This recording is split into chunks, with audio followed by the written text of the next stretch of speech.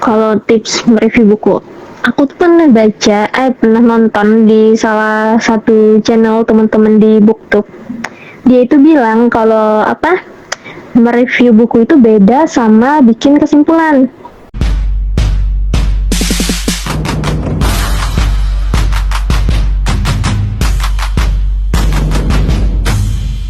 Oh, nulis buku. Nulis buku. Kalau nulis buku itu aku dulu pas SMP ada pernah nulis sama teman aku berdua. Sampai aku nelpon penerbitnya juga kan, gimana sih caranya ini kak.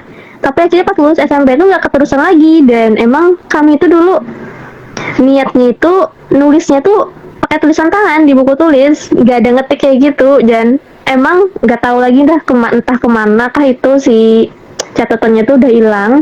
Terus pas SMA nyoba bikin lagi kan, itu keterusan baru dua bab dan berhenti lagi karena emang kayak nggak dapat inspirasinya, kayak belum klik kayak gitu.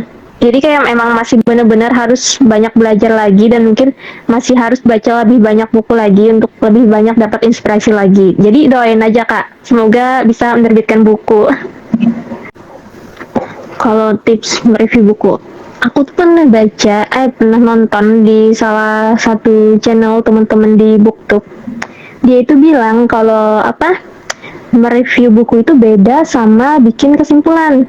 Karena kan kita mikirnya kalau review buku itu kesimpulan bukunya, dan itu tuh sampai saat ini benar-benar masih bikin aku bingung sih bagaimana sih cara mereview buku, khususnya itu untuk buku fiksi. Buku fiksi ini kan kayak cerita, kayak kadang tuh kan kehidupan sehari-hari, fantasi. Secara nggak langsung aku pribadi pun kalau nge-review buku fiksi itu, aku kayak narik kesimpulan bukunya. Jadi tadi misalkan ini tentang seorang gadis yang bla bla bla bla bla, kemudian dia ini jadi kayak kasih kesimpulan bukunya itu. Terus tapi di sisi lain aku tambahin juga tuh pelajaran apa sih yang bisa kita dapatkan dari buku fiksi ini, kayak hal-hal apa sih yang bisa kita petik gitu kan. Terus kalau untuk non fiksi, nah kalau menurut aku yang non fiksi ini yang agak lebih mudah bikin reviewnya, meskipun bacanya itu yang sulit kalau untuk non fiksi, karena kan berat kan kak untuk beberapa orang.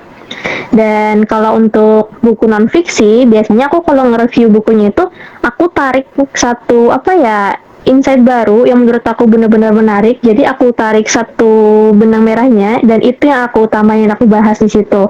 Enggak keseluruhan isi bukunya. Kalau buku fiksi tadi itu aku masih menggunakan kesimpulan dari buku tersebut.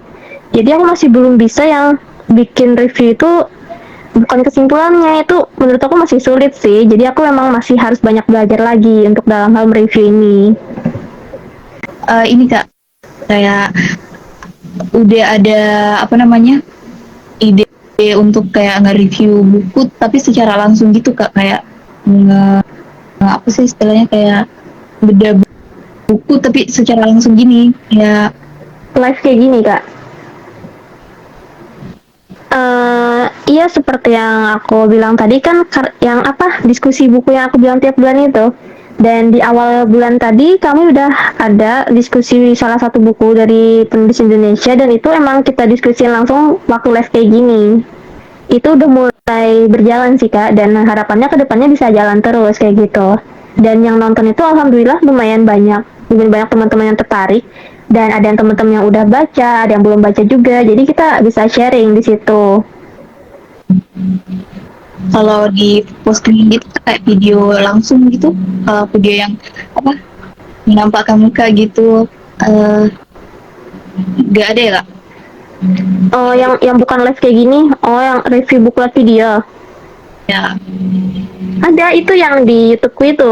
Di YouTube aku nge-review bukunya lewat video kan. Terus kayak di Reels ada beberapa kayak review singkat. Tapi kalau mau lebih panjangnya lagi itu ada di YouTube. Dan di TikTok aku juga ada nge-review kak buku yang aku langsung ngomong. Tapi masih ada sedikit sih, belum banyak. udah ada ya kak. Teman-teman bisa follow, bisa subscribe YouTube-nya Ari. Bisa di subscribe. Sekalian promosi ya kak. namanya sama juga kok, @nursari_anggraini_ itu sama juga. dan itu masih dikit banget subscribernya. Jadi kayak, nah itu karena ngelihat yang nge-subscribe dikit, jadi kayak aduh, Oh, bikin video itu kayak males, nggak ada yang nonton gitu kan. Tapi kata teman-teman sih, posting aja terus karena kan awalnya tuh emang kayak gitu. Nanti kan kita bisa menikmati hasilnya di kemudian hari gitu. kalau di Instagram kak kayak namanya audiensnya gitu, pengikutnya yang kayak nge-like ini udah banyak gitu ya kak? Dia Lumayan sih kak. Dan waktu itu kan yang aku ceritain tadi, waktu Desember itu kan yang apa? Akun aku itu kena hack yang sebelumnya Desember. Nah itu tuh aku bener-bener kayak harus bikin lagi nggak ya, kayak hampir memutuskan untuk nggak meneruskan Bookstagram ini karena kan capek kan kak, dan karena menurut aku 1.000 itu lumayan banyak lah untuk pemula kan. Dan akhirnya awal tahun tadi, Januari kalau nggak salah, aku bikin akun baru ya, akun Adnursari yang kayak ini nih. Dan di situ bener-bener kayak usaha banget untuk ngumpulin followersnya, mulai dari rajin review tiap hari, dan ada tips juga dari teman aku. Jadi aku tuh kayak banyak sharing sama teman. Tips dari mereka itu kalau mau cepet tinggi followers itu, rajin-rajin posting reels, karena kan reels ini kan hampir menjangkau ke semua pengguna kan, nggak hanya yang nge-follow kita aja. Dari situ kan orang-orang bisa tertarik untuk follow akun kita, apalagi kalau dia juga suka baca buku kayak gitu. di TikTok dia ada nggak kak? TikTok ada. Di TikTok aku mulai rajin juga dari awal tahun tadi. Dan kalau di TikTok tipsnya kayak gitu juga kak. Biasanya kalau jam-jam rame itu sekitar jam 4 Wita, tempat kita kan Wita. Jam 4 Wita itu jam-jam ramenya orang buka TikTok. Kalau malam aku kurang tahu sih jam berapa, soalnya biasanya aku upload itu jam 4 itu. Dan kalau kita upload tiap hari itu insya Allah followers kita itu cepat naik gitu. Karena kan algoritma TikTok itu ngelihat kalau oh ini akun ini aktif. Dan kalau di TikTok kita tuh harus menentukan satu tema nih kak. Kalau mau tentang buku, buku aja yang diposting. Kalau day in my life itu aja, jangan yang beda-beda. Nanti si TikTok ini tuh sulit ngebaca akun kita itu apa kayak gitu. Kalau mau masak-masak, isinya tuh masak-masak aja semua kayak gitu.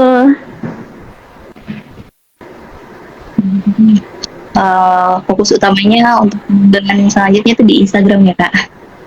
Nggak sih? Dan di TikTok, kayaknya di TikTok sama di Instagram deh yang bakalan difokusin banget. Ya mungkin dari teman-teman ada yang mau menanggapi.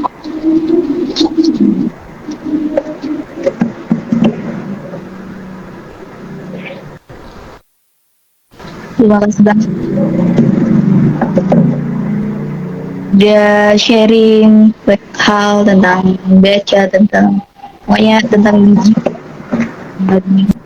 digital tuh besar banget. Kalau bukan kita yang memanfaatkan atau apa namanya kemampuan adaptasi dunia teknologi itu, kita akan tertinggal gitu kan kak. Benar. Cerdas-cerdasnya kita teknologi. Makanya sekarang kan udah banyak buku digital kan, seperti yang tadi aku sebutin juga, aplikasi-aplikasi digital itu banyak yang, tapi harus yang legal, jangan yang ilegal. Karena kasihan penulisnya kalau kita itu bacanya buku yang membajakan. Karena aku dulu pernah kok baca buku bajakan dan emang nggak tahu apa itu bajakan kak. Jadi aku tuh kayak cari-cari buku, ada, daripada aku beli kan hemat nih, baca aja yang gratisan gitu. Dan setelah masuk di Bookstagram ini baru tahu kalau hal-hal seperti itu adalah bajakan, dan kayak malu sendiri sih sebenarnya. Jadi sekarang itu berusaha banget untuk nggak beli bajakan, apalagi di di toko-toko online sekarang banyak tuh buku-buku yang murah, harga 20.000 lah, 10.000, dan fotokopian kan. Dan aku juga pernah ngeliat ada yang komen kayak kualitas bukunya jelek ya ini. Jadi kayak menurut aku ini orang harusnya ngeliat dong kalau ini buku bajakan kayak gitu.